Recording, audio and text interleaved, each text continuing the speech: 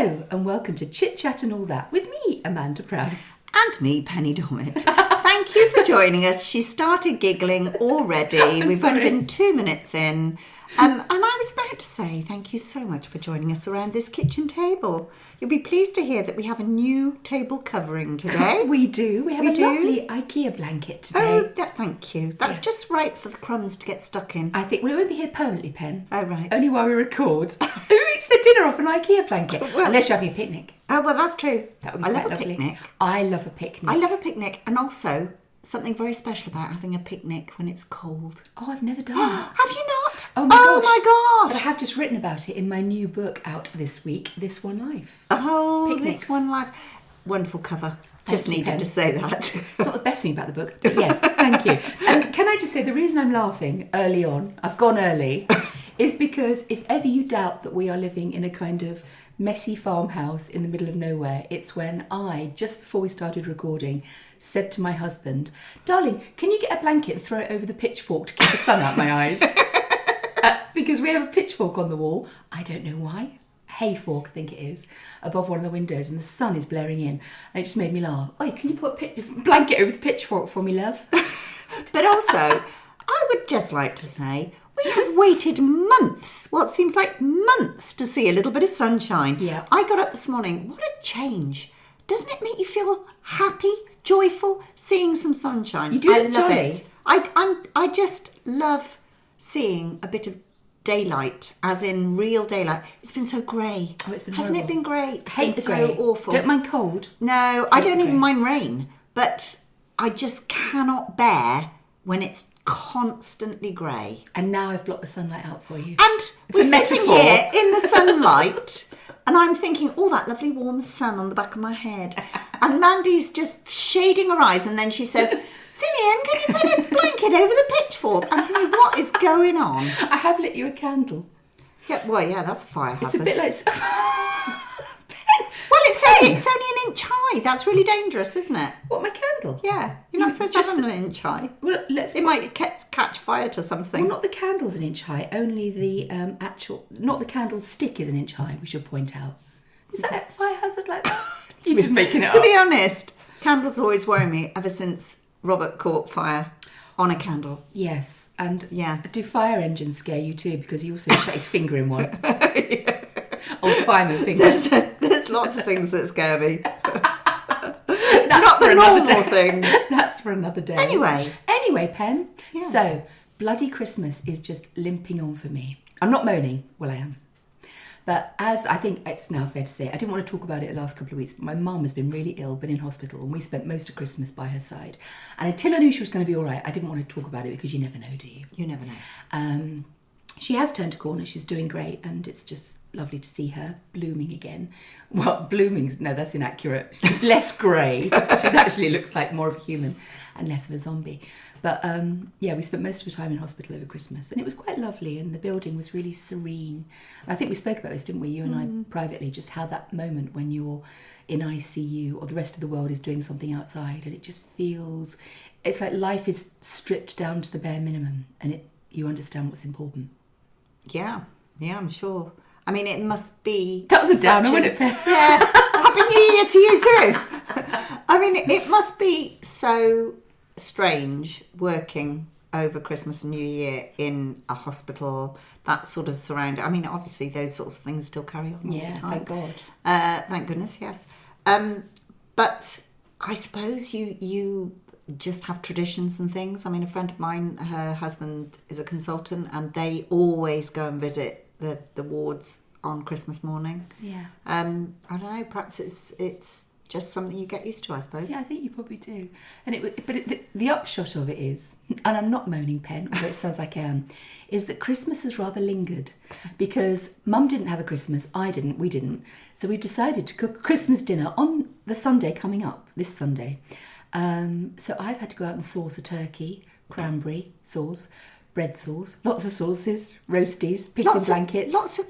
I mean, the good thing is Sweet cheap milk. turkey. Cheap turkey, exactly. Cheap Got a turkey. bit of a barg pen. That was Yes. good.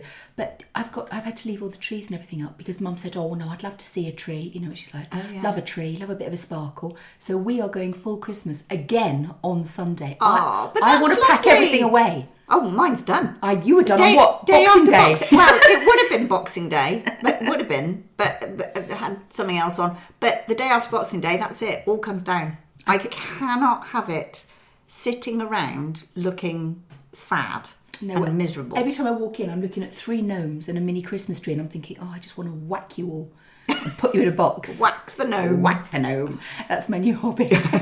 Gnome whacking. I could get into that. Better than friend whacking. Don't know. We'll see how we go. Days young pen. So anyway, yeah, last night I had a bit of a tricky one. Oh dear. So as you know, I have some quite odd nocturnal habits. We have discussed before. Yes. My random shouting out. Yes. This Christmas, because of our situation, we have had a lot of guests staying for a very long time. And it's been wonderful, actually, because I've had lovely Arlo, my nephew here, who's only a little bit of a babber, he's 9. And to wake up with him every morning and have him in the house, just chit-chattering. Chit-chattering! That'd be a good name for a podcast. Yeah. Something like that. It? No. It's been really lovely. But the age range of our guests has been 9 to 92. And the thing that 9 to 92-year-olds have in common, apart from their love of Pokemon... Do you know the awful thing was? I thought you were going to say, apart from their love of porn, not Pokemon. Well, you went porn. I thought, oh my gosh, that's a bit harsh. Anyone who's listening for the first time is going to go, oh, I'm not going to give that a go again, no. I gave it 5 minutes. It wasn't weird. for me. It was very strange. We went from Pokemon to porn without taking a breath. Welcome to our world. But no, Do continue. Thank you, darling. The thing is that they all have in common, it's this sleep irregularity. So up at silly o'clock, going to bed early, going to bed very late. And as a result, because we've got a higgledy-piggledy house, we've had lots of nightlights on. This is so boring. I don't know why I'm sharing it, Penny. Oh, nightlights, you say. I can't wait to hear more. Tell us about your nightlights. So we've had nightlights. Anybody listening for the first time, it does get better. A little Try listening to one of the early ones. Yeah, fast forward to next week. That'll be much better. We might be calmer by then. I think we've had some It's sweets. a bit hysterical. We've had sugar. We haven't. Talk about that. But yes, we've had lots of nightlights and lamps and Christmas tree. I said fire engine lights. No, Christmas tree lights blaring. So I've been going to bed and it's been quite sort of ambient. You know, that lovely sort of honey glow around the house. It's felt quite nice. You don't leave your Christmas tree lights on all night. Of course you do. What? In case you have It's to a get up. fire hazard. Don't worry about that. We've done all right. We're still here. What with candles and Christmas tree lights left on? You can't leave Christmas tree lights on all night. Have you ever read, I know you haven't, Lemony Snicket's Series of Unfortunate No, Events? weirdly, You sound like no. Aunt Josephine. Weirdly, it was about Joel's sort of age, Lemony Snicket, and I always thought the cover of the book was a bit creepy, so we never read it. Never judge You a book see, by its I'm cover. sorry, I really do judge a book by its cover. I think we all do. I really am bad. I mean, I'm really bad at it. So for all you budding writers out there, I'm just telling you, a lot of people make a big thing about the cover, so make it interesting. Make it a good cover. Yes. Well, you sound like Aunt Josephine, who was petrified of everything. She'd be like, oh, that's a fire hazard, and I am. don't trip near the door, and watch the step, but she's wonderful. Played by, I want to say Faye Dunaway in the movie, but I might have got that wrong. Oh, it's a movie as well, is it? Oh, amazing Wasn't movie. it Jim Carrey? Carrey. Yeah. Carrey. I can't think of it another way. Carrey. Yes, him. No, it's really, really good. But I've got to tell the end of his story, Penny, because I've You started, so I'll it. finish, as Yes. we say on Mastermind. So Simeon comes to bed last night. I am in the deepest sleep, or I think I am. He comes in, turns the light off, And the room is plunged into what I can only describe as that pitch black, where you literally can't see anything. That's what pitch black is. But usually, you have we don't have street lights, obviously, but there was no light anywhere, and it was so dark that I start hyperventilating. I'm going, it's so dark, I don't like it, it's so dark, please send me in, I don't like it, I'm really scared, I can't see my hand in front of my face. And he's going, calm down. And then he says something that makes me laugh, because he says, I was just about to fall into a deep sleep, and now I've got a heartburn. Why is that funny? I don't know how it's connected. He says, I was just about to fall into a deep sleep, and now I've got a heartburn. And for some reason, this started making me laugh. And I'm laying there shivering with laughter, and he's going, will you keep still? I'm going, because you've got heartburn, because I'm afraid of the dark. It was so crazy. It was really, really nuts. However, I had also, because I've got a repetitive drain injury, I don't know how you say it, on your wrist. What is it? Repetitive drain injury? What do you call it? Repetitive strain injury, not drain injury. What have you been drinking this morning? Just 2 coffees and several Valium. But no, it's I have this pain up here, and I'd smothered it in super intense deep heat. Do you know that stuff you put on? Yes, I do. It's quite fizzy, but it's really nice. It gives me a little bit of relief, and I like it. So anyway, I'm laying there with my wrist on my hand covered, and because I was trying not to laugh, I shoved my hand in my mouth. Oh, no! Oh, no. Next thing I know, I've got numb, swollen lips, a rather unpleasant taste on my tongue, and it was just all getting really, really frantic. Nearly as frantic as the night before, where, as I've already shared with you, I'm going sugar-free this year. Yes. Well, we can't put this hysterical episode down to sugar. Might be withdrawal. So I decide, New Year's Eve, I go to bed early. Obviously, we've already discussed New Year's Eve, ages and ages ago. And I thought, right, this is it. I'm going to make the changes necessary. I'm not going to eat sugar, and I didn't. However, on the side of my bed was a small bowl, I think Arlo must have left it, with some Haribo and some gummies and things in. And it's just been sitting by my bedside where he's been reading up there or something. And I kept thinking, I must throw those away, must throw them away. Anyway, after a few days with no sugar, I look at them and I think, oh, Haribo, they look rather nice. And I never eat things like that. But I was thinking, I really want to eat it. So this is how my illogical brain works. Instead of just standing up, throwing them out the window, or going into my bathroom where there's a bin, I decide to stuff them down the toilet.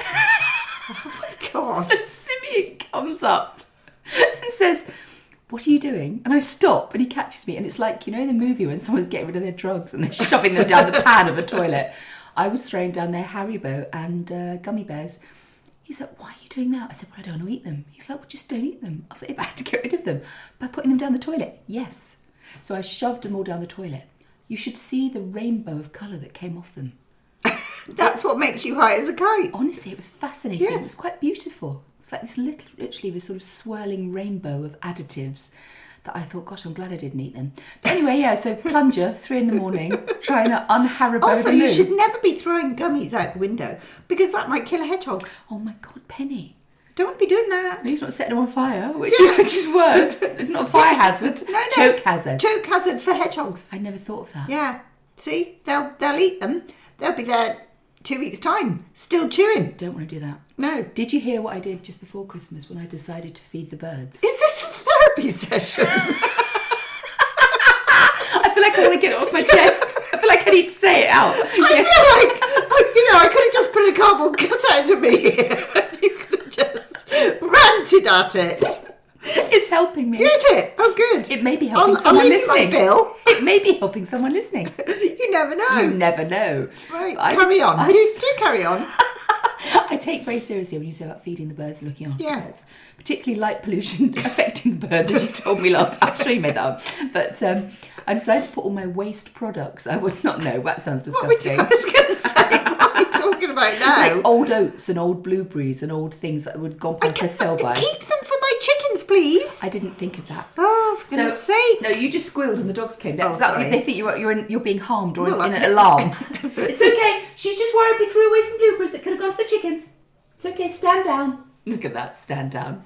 They're evil. Anyway, so I put all this stuff out. Oats, walnuts, blueberries, like tons of stuff. It looked like a bloody Christmas cake mix. And they didn't touch it. And it was there for weeks. No, and then it goes yucky. It was disgusting. It's really odd. We tend to use proper wild bird food. Oh, hello. For the birds. Is that in Costs your... us a fortune. Where'd you put it, Penny? In your 2 acres.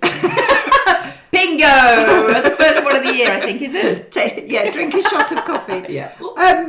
I've even got people messaging me now about 2 acres. We haven't even got bloody 2 acres. People message me about 2 acres. They call you Penny 2 acres. It's going to stick forever.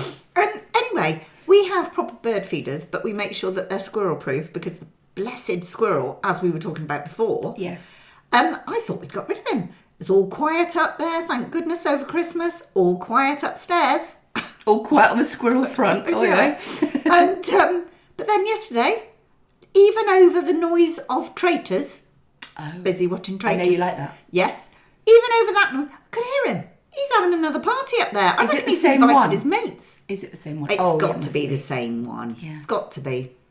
So I'm afraid I bought a humane squirrel trap. Yeah, they're the best. We still haven't done anything about it. But we will. And I keep being told all these things that squirrels like. Apparently peanut butter. Oh, yeah, That's the I've best heard thing. that too. Chocolate, that's the other thing. If you can Cheese. save any. Yeah. Let's try a gummy bear. Perhaps that'll shut him up. I used to have some. Yeah, that'll shut him up. Anyway, I will let you know on the squirrel front. Oh. But yeah, we put out. We do put out bird food, and our garden is just a delight. I can confirm. Them. Yeah, you always seem to. There's 2 things that amaze me. Well, 3 things that amaze me about your garden. The way it's set out. So it's like, I don't know if it's intentional, probably. I mean, you've done this a couple of times now, Penny. That garden design thing. Yeah. But it's like you have several gardens. Yes. Little zoned areas, but they're all very private, which is really clever. I like having a different seat depending on what time of the day it is, or what I've done, or I've got a shady seat and one in the sunshine and one that's comfortable. Chit-chat bench. Chit-chat bench, yeah. Yes. But the birds are so important because when they're not there, it seems really quiet. There are certain times of the year where you don't get many birds sort of doing much. And also it goes very quiet at certain times of the year. And soon, it won't be long, a few weeks, they'll all start getting really noisy because they're starting to think about dating and nesting. And you'll get a waft of lynx coming through the window when they're Lynx Africa before they go out on the pool. So I really enjoy it. The other 2 things I'm going to say about your garden is you always have something interesting to look at that you've grown. There's never just like bare sticks. No. And thirdly, I've never not seen an array of birds, which is quite phenomenal. Yeah, it is. It is lovely. It's another added sort of layer to a garden. But it's important, not only food, it's important to have things like perching stations. Oh, yeah. So shrubs that they can be protected in. That's a good idea. Because we're, as you know, we're sort of out a bit in the countryside, and so we get things like hawks, kestrels, sparrowhawks, and occasionally they need to eat just like all the other birds, and they will swoop in. I mean, my goodness, it's incredible to watch. So fast. Yeah. But if the birds have got a way of protecting themselves, then they will be in a shrub. So yeah, really important to have shrubs that are perching stations. We'd been living here for about 2 or 3 weeks, and I was still very much getting used to everything and sort of finding my way, and it was all a bit alien.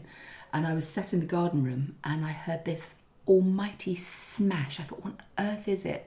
And a hawk had grabbed a pigeon mid-air and slammed it into the window. Wow. And I stood up and watched as it devoured this pigeon. It was like, made very short work of it. Yeah. But the pigeon was actually physically larger than the hawk. But the hawk... That's incredible, isn't it? Very scary. But just to see it up close, I thought, oh, that's what that nature stuff is then, is it? I mean, it's it is sad when one of the little songbirds get taken, but they've got to feed their own young as well. So. Yeah.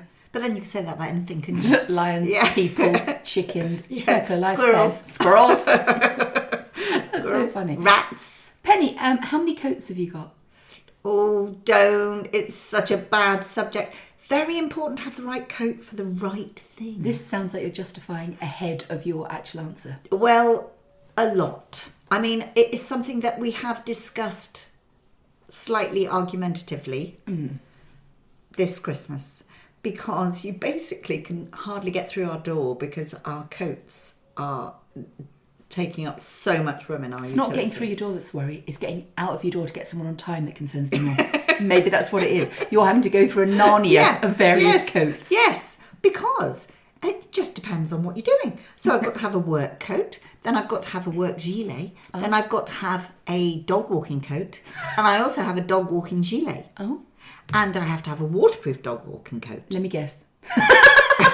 Not a dog, but I have got a dog walking gilet that has got lots of pockets. So if I know I've got to take balls and things, I have to wear that one. So I have a question. Oh.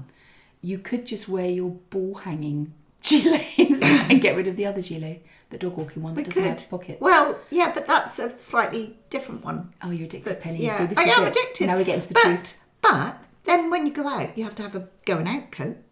But I can't have that in the same place as the dog walking coats because the dog walking coats get the going out coat dirty. Obviously. Yeah. And then, of course, you have to add the rest of the family coats in there as well. So I met my neighbour on the lane yesterday, Sally. Lovely Sally. You know Sally down the road. Yes. And her and her husband were chatting, and he said, we've been having a sort out. He said, how many coats do you think Sally's got? So Simeon and I went, I don't know. How many coats you got, Sally? She said, I've got at least 30. And I said, 30? She said, yeah, I've got 30. And she was literally, as you are, listing all the different...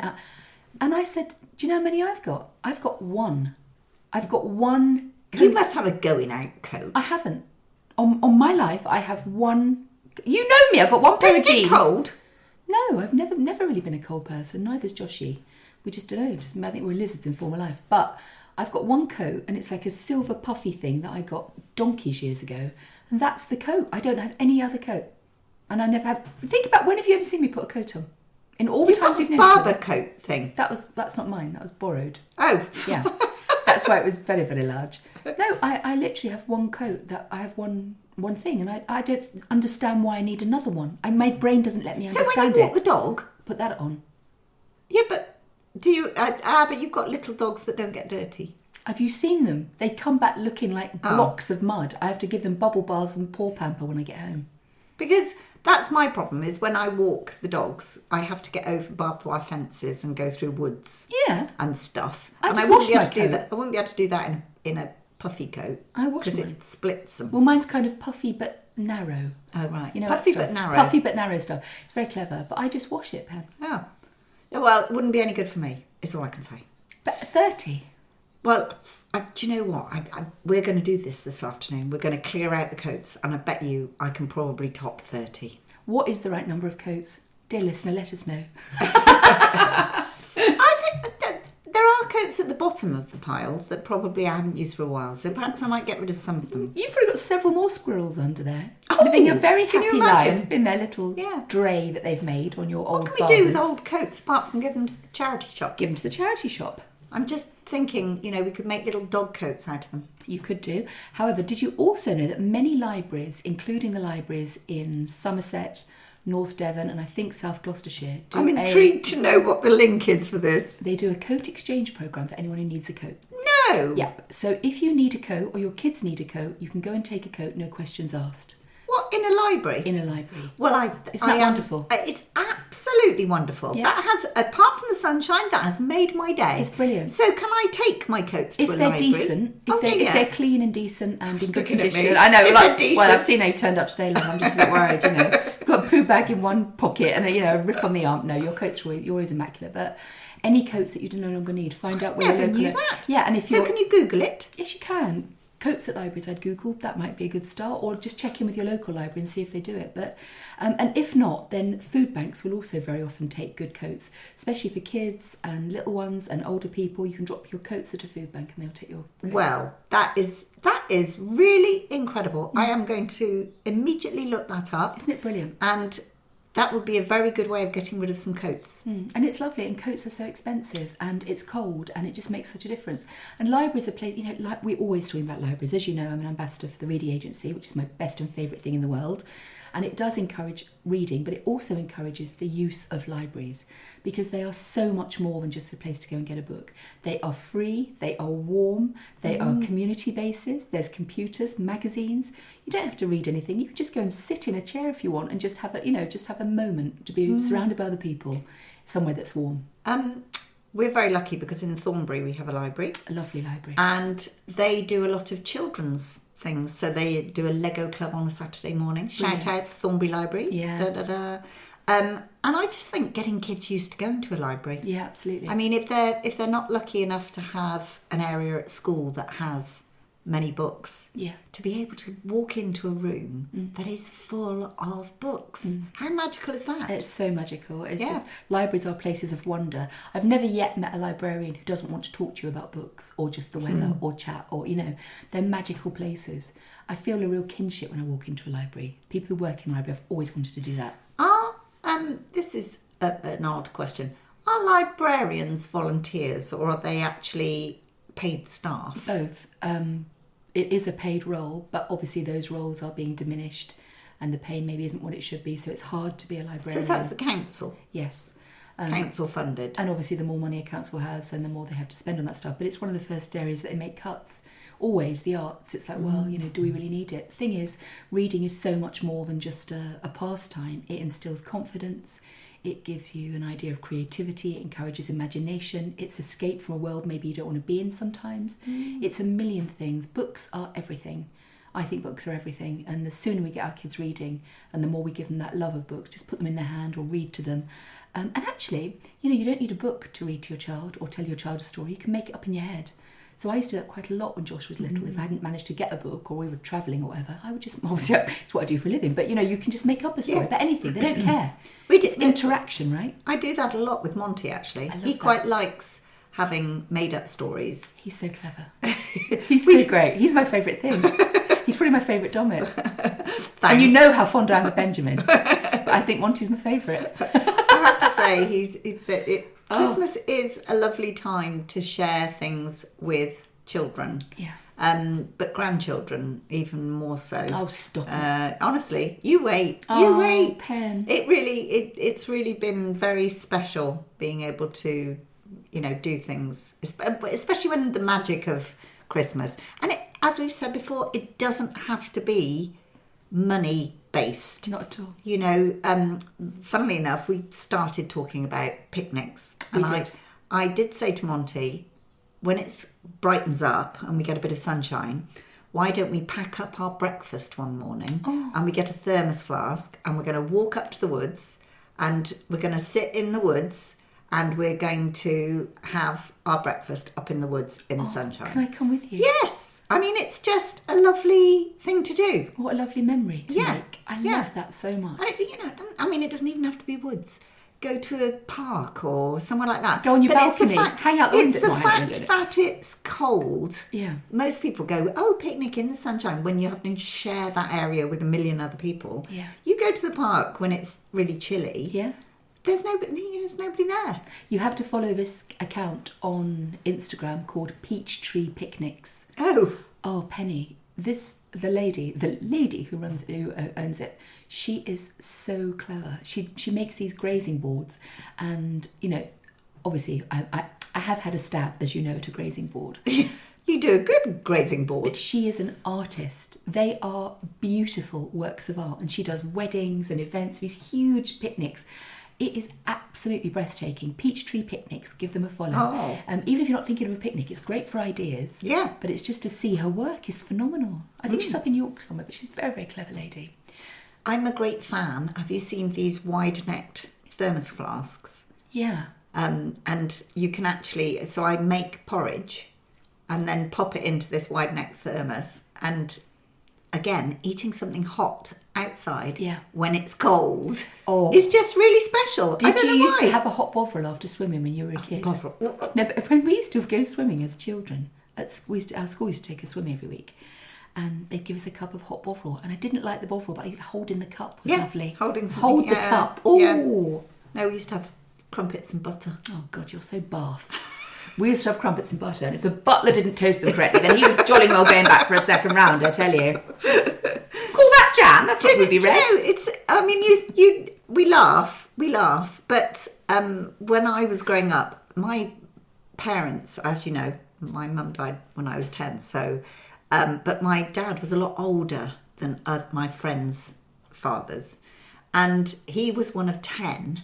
Gosh. And he was born in 1908. Yeah, amazing. So can you imagine when I was at school and their parents were sort of like in their early 30s and my dad was in his early 60s. And it was something that I used to lie about. I mean, I used to tell all sorts of he's actually tales. young. He's a very tough paper He's round. my grandfather, you know. Penny. I mean, That's honestly, well, it sort of is, but it's the way that kids cope. Well, it's the way that I Still coped. are. Yeah, definitely. yeah. Where was I going with the story? So he was the youngest of 10. And what were we talking about before? Crumpets. Crumpets. And he actually, nothing to do with crumpets, but it got me back on track. But he actually had a governess.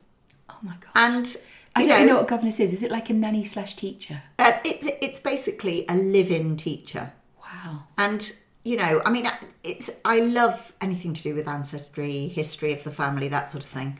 But I used to find it fascinating to think that only one generation away, this sort of thing you normally read about or you see on TV was because actually it was that happening. stretch. Yeah. Because of his, I love that so much. I know. It's incredible, isn't it? Oh really? gosh, you could tell Monty those stories. Well, I mean, I think that I don't know. Monty loves stories. Absolutely loves. He's not very. He's a bit dyslexic, I think, but let's not label him too early. But he loves listening to stories, and it's interesting that we're reading stories to him that his dad read. Yeah. So all the famous 5 stories have come out. All the stories that were still around then, you know, the Flat Stanleys, the, you know, Harry McClarys, all of those. And they stand the test of time, don't they? Definitely do. Yeah, definitely do. Well, my book's been out this week. It came out on Wednesday, which I'm very, very excited about. Very excited. Proud of, Penny. I'm not surprised. Are you enjoying it? I am enjoying it tremendously. Thank you, darling.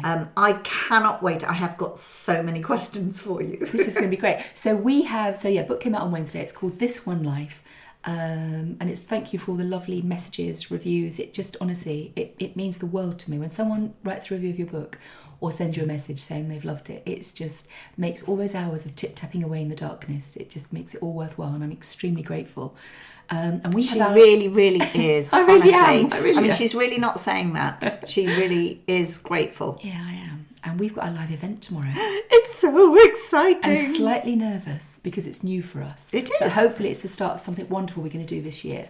So it's a launch, if you will, a launch for This One Life, but it's also afternoon tea, and you're interviewing me on a stage with an invited audience. And if it goes well, I think we should go on the road this year. I think we should do many more venues and go around do evening withs. I think it'd be so much fun. People have been messaging me some questions. Wonderful. Some of them are very funny.